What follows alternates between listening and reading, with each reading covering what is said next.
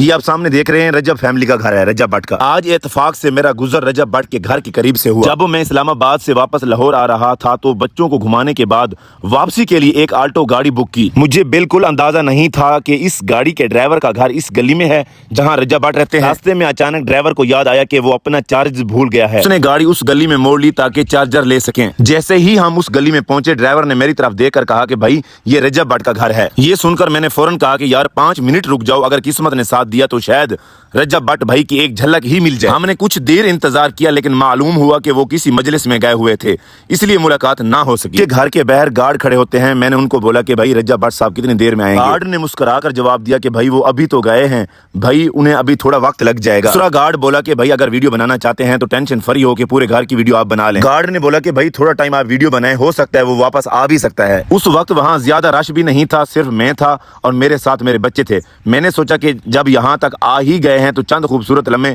کیمرے میں محفوظ کر لیتے ہیں۔ آپ کو پتہ ہے زیادہ تر ان کے چرچے ٹک ٹاک پر، سوشل میڈیا پر ہوتے رہتے ہیں، کبھی ایمان کے، کبھی غزل کے، کبھی رجب بٹ۔ خاص طور پر بچے غزل اور ایمان کی ویڈیو بڑے شوق سے دیکھتے ہیں۔